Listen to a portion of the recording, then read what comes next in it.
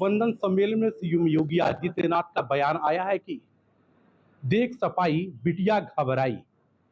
योगी आदित्यनाथ ने समाजवादी पार्टी पर तंज कसते हुए कहा कि समाजवादी पार्टी सरकार महिलाओं को सुरक्षित नहीं रख सकती है और जब से डबल इंजन की सरकार उत्तर प्रदेश में आई है महिलाएं सुरक्षित है।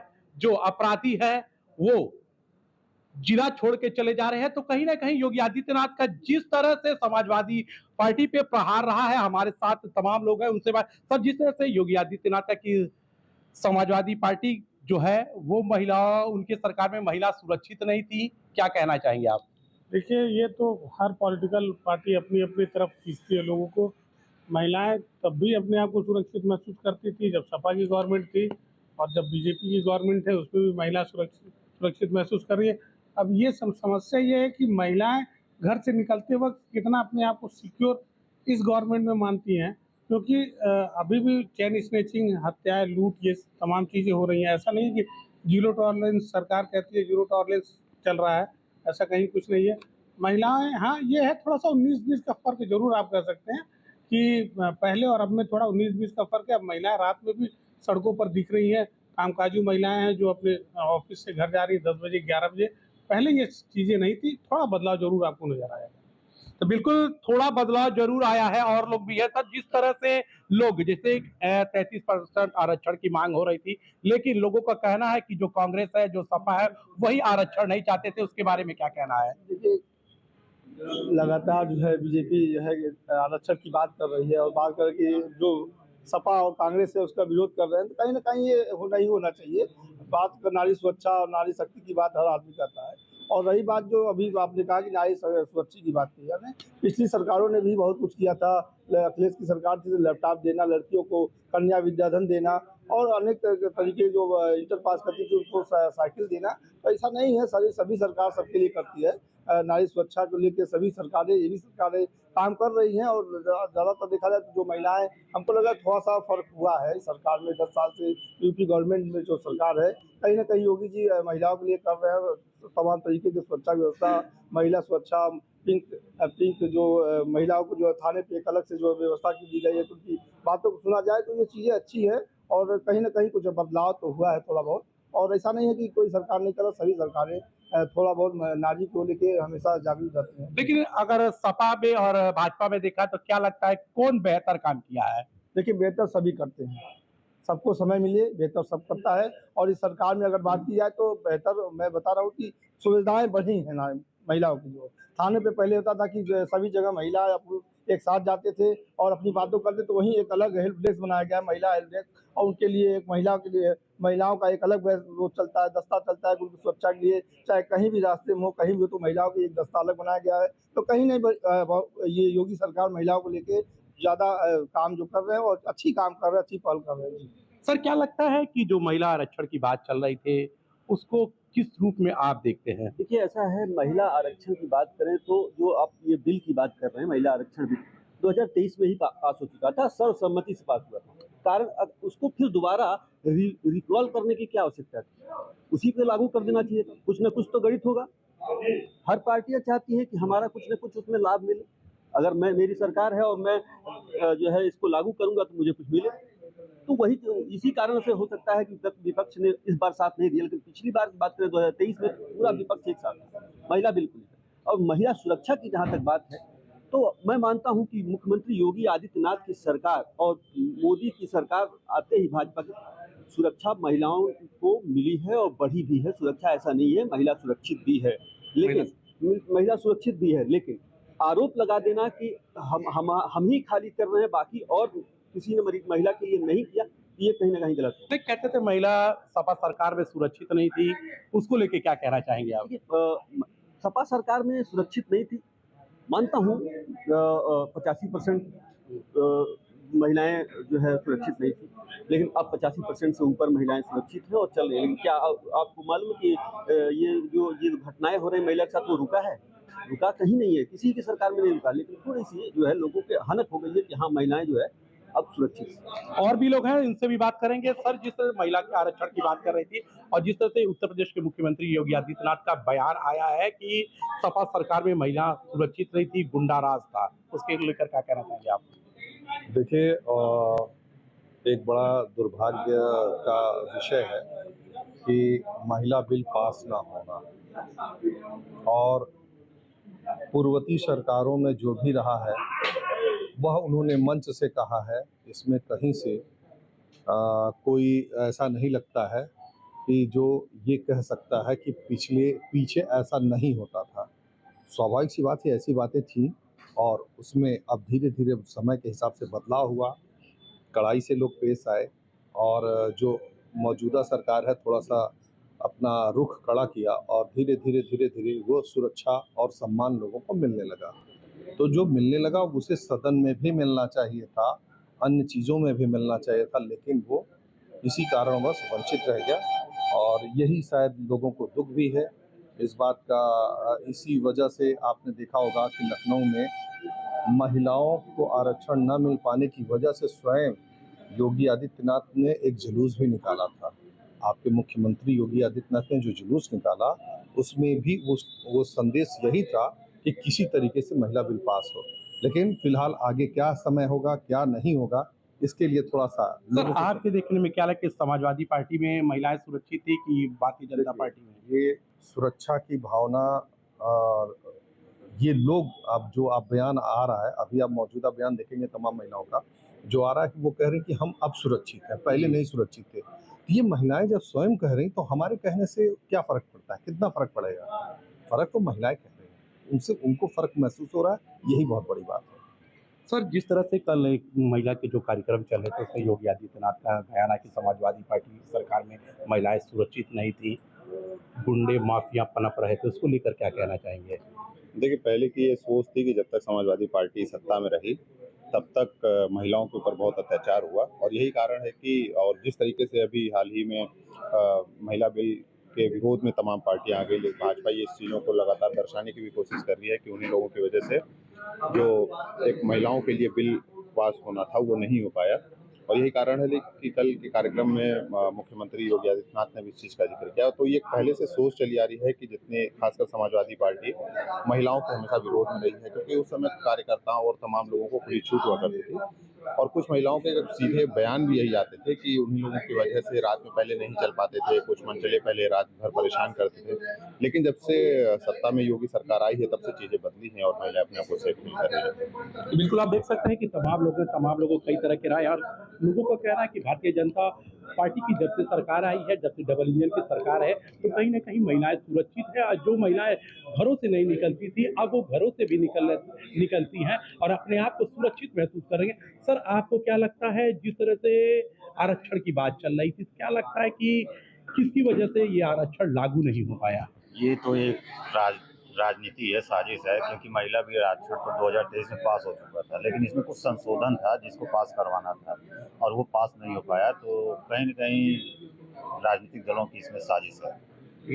सर क्या लगता है कि जिस तरह से कल मुख्यमंत्री योगी आदित्यनाथ ने कहा कि जो समाजवादी पार्टी थी, सरकार थी, उसमें महिलाएं सुरक्षित नहीं थी, महिलाएं घर से नहीं निकलती थी, असहज महसूस करती थी, पूरे राज्य में जो था वो गुंडागर्दी थी, उसको लेकर क्या कहना चाहेंगे? बात तो सही है। सपा शासन में आप भी देखे होंगे कि सपा के समय सड़कों पे दिन दहाड़े गुंडागर्दी होती थी, महिलाएं असुरक्षित थीं, लेकिन अब आप खुद देखिए महिलाएं खुद कहती हैं कि अब हम सुरक्षित हैं।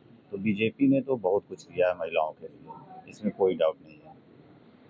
तो बिल्कुल आप देख सकते थे कि ये गोरखपुर के लोग को जिनका साफ कहना है कि जब से भारतीय जनता पार्टी की सरकार रही है तो कहीं ना कहीं जो महिलाएं हैं अपने आप को सुरक्षित महसूस करती है। जो समाजवादी पार्टी की जो सरकार थी कहीं ना कहीं महिला विरोधी थी। सियासी चौक के इस खास कार्यक्रम में हम हैं वाराणसी में और आज बात हो रही है मुख्यमंत्री योगी आदित्यनाथ के उस बयान की जिसमें उन्होंने गोरखपुर में नारी शक्ति सम्मेलन के दौरान कहा कि समाजवादी पार्टी हमेशा ही महिलाओं की विरोधी रही है और इसलिए सपा की सरकार में ये कहावत थी, ये देख सपाई बिटिया घबराई। इस पर आज लोग क्या सोच रहे हैं, सीधे उनसे बात करते हैं। जिस तरीके से योगी जी ने कहा कि सपा सरकार हमेशा महिला विरोधी रही है, किस तरीके से देखते हैं आप? देखिए, जब एक लड़की का यौन उत्पीड़न होता है और उस पर सरकार में बैठा हुआ सरकार का मुखिया अगर यह कहे कि यह सामान्य घटना है, लड़कियों से गलतियां हो जाया करती हैं, यह उस मानसिकता और उस विचारधारा के लोग हैं जिनके लिए नारी अस्मिता और स्त्री सुचिता का कोई महत्व नहीं है। समाजवादी पार्टी की सरकार में लोग अपनी बहन बेटियों को सड़क पर भेजते समय, कोचिंग ट्यूशन भेजते हुए और नौकरियों पर भेजते हुए उत्तर प्रदेश में असुरक्षित महसूस करते थे, डरा हुआ महसूस करते थे। जब तक उनकी बिटिया घर लौट करके ना आ जाए तब तक वो जो गार्जियन होता था, जो बच्चे की माँ होती थी, बच्चे का पिता होता था, लगातार उसके प्रति चिंतित रहा करते थे। लेकिन आज 10 बजे, 11 बजे, 12 बजे, 1 बजे, 2 बजे रात तक भी अगर लड़की अपने काम से लौट रही है तो निश्चित तौर पर वह अपने को सुरक्षित महसूस कर रही है। और पूरा जो सिस्टम है इस समय वह महिलाओं की सुरक्षा और उनकी सुचिता के लिए काम कर रहा है। आदरणीय प्रधानमंत्री जी ने जो अभी नारी बंधन अधिनियम लोकसभा में पेश हुआ, उसका किस प्रकार से समाजवादी पार्टी के लोगों ने और समाजवादी पार्टी के साथ कांग्रेस और अन्य लोगों ने जिस प्रकार से विरोध किया, वह निश्चित तौर पर भारत की सामान्य नारी का अपमानजनक चित्रण था। क्या लगता है आपको, आप बताइए कि जिस तरीके से मुख्यमंत्री जी ने ये बात कही कि सपा की सरकार जब थी वो महिला विरोधी थी, इसलिए एक नारा भी था कि सपा के लोगों को देखकर बिटिया जो है घबरा जाती थी। तभी तो भारतीय जनता पार्टी के लोगों को ज़्यादा मेहनत नहीं करना पड़ता, क्योंकि समाजवादी पार्टी एक गुंडों की सरकार है, एक महिला उत्पीड़न की सरकार है। ये इसीलिए जनता रोकती है। महिलाएं तो हमको लगता है कि 100% समाजवादियों के घर की भी महिलाएं जो है भाजपा को ही वोट देती होंगी, क्योंकि वो जान रहे हैं कि इनकी सरकार आएगी तो फिर ये जो है उत्पीड़न शुरू हो जाएगा। इसीलिए समाजवादी पार्टी की सरकार आनी ही नहीं है। और मुख्यमंत्री जी ने जो कहा एकदम 100% सत्य कहा है। लगातार जो लोग हैं वो बात कर रहे हैं, हम और भी लोगों से बात करेंगे। भाई साहब, क्या लगता है आपको, किस तरीके से देखते हैं जो मुख्यमंत्री जी ने आज बयान दिया है? पहले तो नारी बंधन, नारी अभिनंदन, ये कार्यक्रम हमारे बीजेपी में माननीय मोदी जी ने, माननीय योगी जी ने इसको चलाया है और महिलाओं का सम्मान बढ़ा है। आज हमारे यहाँ महिलाएं निर्भीक होकर अपना कार्य कर रही हैं, स्वतंत्र रूप से अपना ऑफिस में आना जाना, कहीं भी स्कूल कॉलेज में आना जाना इनका हो रहा है। सपा सरकार में इनका गुंडई तो चरम पर था, जो गुंडों की सरकारी थी, जिसमें महिलाओं का कोई इज्जत, कोई सम्मान नहीं। एक महिला एक खिलवाड़ की वस्तु बन गई थी और कोई भी इनका रिपोर्ट दर्ज नहीं किया जाता था। आज हमारे यहाँ महिलाओं की सुनवाई अत्यधिक हो रही है और उनको सम्मान भी मिल रहा है। हम तो भाई अपने योगी सरकार से यही मांग करेंगे, इस कार्य को और आगे तेज़ी से इसको और बढ़ाया जाए। भाई साहब, क्या लगता है आपको, कुछ बताएंगे? चलिए, क्या लगता है इस समय जो बातें हो रही हैं, चाहे महिला आरक्षण बिल को लेकर के हो, इसके अलावा खुद मुख्यमंत्री ने जो आज बयान दिया उसे लेकर के हो, तो आज महिलाओं के अंदर, आप जैसे बुद्धिजीवी के अंदर दिमाग में क्या चल रहा है? देखिए, महिलाओं का रिप्रेजेंटेशन अगर सदन में बढ़ता है तो निश्चित तौर पर सदन ज़्यादा संवेदनशील होगा, लोगों की बातों के प्रति ज़्यादा उसकी गुणवत्ता बढ़ेगी, काम की गुणवत्ता बढ़ेगी। और जो आधी आबादी इस देश की है, जो लगभग 75 करोड़ के आसपास है, वह अपने जनप्रतिनिधि के सामने ज़्यादा अच्छी तरह से अपनी समस्याओं को कह पाएगी। निश्चित तौर पर एक महिला दूसरी महिला से अपने सुख और दुख को ज़्यादा अच्छी तरह बांट सकती है। इसी विचारधारा के तहत माननीय प्रधानमंत्री जी ने नारी बंधन अधिनियम को लागू करने का एक प्रयास किया, लेकिन जिसका विरोध जिस प्रकार से Samajwadi party, Congress party, leftist, यहाँ तक कि ममता बनर्जी ने, जो सिर्फ महिला होकर के ये बंगाल की मुख्यमंत्री बनी हुई है, उन लोगों ने इस अधिनियम का विरोध किया। यह निश्चित तौर पर भारत की जो आधी आबादी है वो इसको देख रही है, इसका आकलन कर रही है कि कौन आधी आबादी के सुख और दुख की चिंता करता है। नारी शक्ति बंधन अधिनियम को लेकर यूपी में बीजेपी और समाजवादी पार्टी आमने सामने है। देखा जाए तो इस बिल को लेकर कुछ ही दिन पहले सीएम योगी के साथ हजारों महिलाएं यहां की सड़कों पर नजर आई, एक मार्च निकाला गया। हालांकि उसके बाद इस बिल को लेकर, इस विधेयक को लेकर अब जो विवाद है वो गहराता जा रहा है। हालांकि बहुत जल्द 30 अप्रैल से इस बिल को लेकर, यानी कि नारी शक्ति बंधन अधिनियम को लेकर उत्तर प्रदेश विधानसभा में एक विशेष सत्र बुलाया गया है। लेकिन जिस तरीके से सुषमा खरवाल का एक बयान सामने आया, उसके बाद समाजवादी पार्टी अब बीजेपी पर आरोप लगा रही है कि बीजेपी जो है वो महिलाओं का सम्मान नहीं करती है। हालांकि आज गोरखपुर में सीएम योगी ने बोलते हुए कहा कि कि समाजवादी पार्टी का इतिहास रहा है कि सपा ने कभी महिलाओं का सम्मान नहीं किया है। तो आज सियासी चौक में इसी मुद्दे पर बात करेंगे। तमाम जो महिलाएं हैं इस वक्त मेरे साथ हैं। सबसे पहले मैम आपसे ये सवाल है कि नारी शक्ति वंदन अधिनियम ये बिल पास नहीं हो सका। बीजेपी ने कहा कि विपक्ष की वजह से ये बिल पास नहीं हुआ, लेकिन अब विपक्षी उल्टे आरोप लगा रही है बीजेपी पर कि बीजेपी महिलाओं का सम्मान नहीं करती है। तो कौन सम्मान करता है, कौन सम्मान नहीं करता है? ऐसा है, विपक्ष का काम आरोप लगाना है, लेकिन देश की जनता, देश की महिलाएं सबको पता है कि ये बिल क्यों नहीं पास हुआ। देश की आधी आबादी महिलाएं हैं और हमारे देश के यशस्वी प्रधानमंत्री माननीय नरेंद्र मोदी जी ने जो कूड़े की ढेर में ये फाइल पड़ी थी, इतने दिनों से कई राजनीतिक दलों ने शासन किया, कांग्रेस इतने दिन से थी और एक कोने में फाइल मेज पर पड़ी थी। क्यों नहीं लोगों ने इस महिला आरक्षण बिल पे काम किया? सिर्फ बातें की, काम कुछ नहीं किया।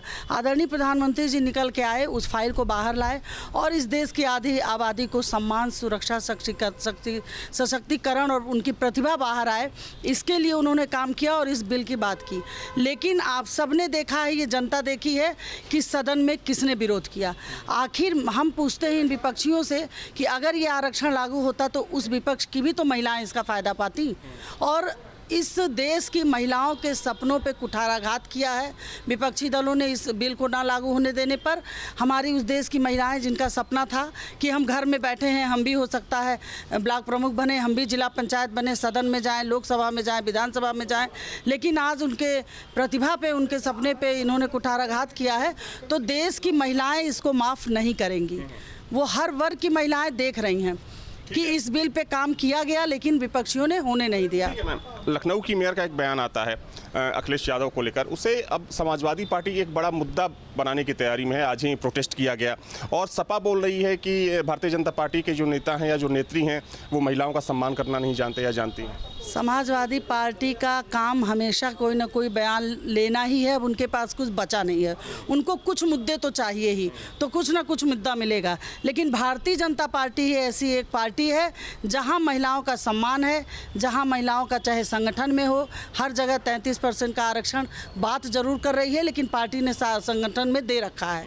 और सम्मान की बात रही तो वो पूरा देश जानता है कि भारतीय जनता पार्टी में महिलाओं का सम्मान है और पूरी तरह से है। लेकिन समाजवादी पार्टी के पास कुछ बचा नहीं है, मुद्दा ही नहीं है, तो वो आरोप लगाते ही रहेंगे। उनका काम है आरोप लगाना। एक सवाल आपसे है कि ये जो बिल था सभी महिलाओं के हक में था, चाहे वो महिलाएं किसी भी वर्ग की हों, किसी भी जाति की हों, किसी भी धर्म की हों, सबका सम्मान था इस बिल में। बिल पारित नहीं हो सका, लेकिन अब विपक्षी पार्टियां ये बोल रही हैं कि बीजेपी इसे एक पॉलिटिकल वेपन की तरह, यानी कि राजनीतिक हथियार के तौर पर इस्तेमाल करना चाहती है। देखिए, भारतीय जनता पार्टी ने सदैव राष्ट्र के लिए समर्पण का काम किया है और नारी शक्ति के उत्थान का काम किया है। उन्होंने कभी नारी का सम्मान खंडित न हो, इसका विशेष ध्यान रखा है। उन्होंने कभी ऐसा उद्देश्य नहीं रखा कि हाँ, उन्हें नारी को हथियार के रूप में जो है इस्तेमाल करना पड़े। उन्होंने तो हमें, इस देश की संपूर्ण नारी को एक अवसर प्रदान करने का काम किया कि हाँ, उन्हें कम से कम 33% आरक्षण के माध्यम से उन्हें अपनी प्रतिभा को देश के समक्ष रखने का गौरव प्राप्त हो। लेकिन हमारी विपक्षी दलों ने उसका भी खंडन कर दिया और भारतीय जनता पार्टी अभी भी, हमारे प्रधानमंत्री नरेंद्र मोदी जी जिस संकल्प के साथ हैं, अभी भी उनका ये दृढ़ निश्चय है कि इस बिल को आज नहीं तो कल वो नारी के सम्मान में अवश्य पारित कराएंगे और हमारी देश की प्रतिभाशाली नारियों को आगे बढ़ चढ़ के इस देश के नेतृत्व का अवसर प्राप्त होगा। बिल को लेकर क्या लग रहा है आप लोगों को? उम्मीद है आगे फ्यूचर में, भविष्य में, कि ये बिल पास हो जाएगा? जब ये बिल आया है और हमारे प्रधानमंत्री जी ने इसके लिए दृढ़ निश्चय किया है, तो हम सभी नारी शक्तियों को ये पूर्ण विश्वास है कि ये बिल अवश्य पारित होगा। मैम थोड़ा सा आप आगे आ जाइए, आप यहाँ आ जाइए। अगला सवाल आपसे है कि बार बार ये सवाल खड़ा हो रहा है, हालांकि जैसा कि मैंने पहले कहा कि ये बिल सभी महिलाओं के हक में है, लेकिन विपक्ष अब इस चीज़ को इस तरीके से इस्तेमाल कर रहा है कि भारतीय जनता पार्टी सिर्फ वोट बैंक के लिए और एक हथियार के तौर पर इस बिल का इस्तेमाल कर रही है। ऐसा कुछ नहीं है। भारतीय जनता पार्टी तो पूरी तरह से, हमारे माननीय प्रधानमंत्री जी नरेंद्र मोदी जी चाहते हैं कि महिला शक्ति आगे और महिलाओं को ही वो सत्ता में लाना चाहते हैं, इसीलिए ये बिल लाया गया है। लेकिन विपक्ष नहीं आने दे रहा, ये पूरे देश की महिलाएं देख रही हैं और इसका जवाब भी उन्हें 2027 में और 2029 में ज़रूर मिलेगा। विपक्ष कांग्रेस सपा दोनों मिल के जो षड्यंत्र महिलाओं के प्रति रचा है इन लोगों ने, महिला बिल को पास नहीं होने दिया, इसकी सज़ा उन्हें भुगतनी पड़ेगी। जब बीजेपी ने कहा कि हम पूरे देश में जनाक्रोश रैली निकालेंगे, तो कांग्रेस ने कहा कि आप उस पार्टी का नाम बताइए जिसने देश में सबसे पहले एक महिला प्रधानमंत्री बनाया हो। वो कांग्रेस पार्टी थी। जी वो है, लेकिन हमारी राष्ट्रपति भी तो महिला हैं। वो तो हम लोगों ने अभी बनाया द्रौपदी मुर्मू जी को, और एक बहुत ही छोटे से स्तर से निकाल कर उनको देश का राष्ट्रपति बनाया गया। ये क्या कम है? आज देखिए हमारी जो माननीय निर्मला सीतारमण जी हैं, वो हमारे मंत्री हैं, हमारे यहाँ सारी सभी जगह पे हैं, और उनका तो सिर्फ गांधी परिवार तक ही केंद्रित रहा। मैम कुछ बोल नहीं, बस यही विषय था। मैम आप आगे आ जाइए थोड़ा सा। एक सवाल आपसे भी है कि क्या माना जाए कि बीजेपी इसे राजनीतिक हथियार के तौर पर इस्तेमाल नहीं कर रही है या आने वाले चुनाव में इस्तेमाल नहीं करेगी? इसमें कोई भी राजनीतिक पार्टी जो विपक्षी दल हैं वो सिर्फ केवल अपना रोटियां सेक रहे हैं इस मुद्दे को लेकर के। हमारे माननीय प्रधानमंत्री जी हमेशा महिलाओं का सम्मान किया है और महिलाओं के सम्मान की बात करते हैं, जो कि उन्होंने आज पंचायत से लेके और पार्लियामेंट तक महिलाओं को नेतृत्व करने का अवसर प्रदान किया है। और आगे इसी मिशन जो उन्होंने बीड़ा उठाया कि अपनी मातृशक्ति को 50%, 33% का आरक्षण हम देंगे, इस पर वो हमेशा कायम रहेंगे और आगे भी इसकी आवाज़ उठाते रहेंगे जब तक कि महिलाओं को पूरा सम्मान नहीं मिल जाएगा। आपको क्या लगता है कि किस पार्टी में सबसे ज़्यादा महिलाओं की हिस्सेदारी होती है या फिर उनको भागीदारी दी जाती है? केवल बीजेपी पार्टी में, और कांग्रेस की पार्टी में, सपा में सिर्फ केवल परिवारवाद है और कुछ नहीं है। केवल बीजेपी में ही महिलाओं का सम्मान जो है वो सुरक्षित है और उन्हें हमेशा अपने एक अंतिम पंक्ति में जो व्यक्ति बैठा है उसको भी आसमान पे छूने का कार्य बीजेपी पार्टी करती है।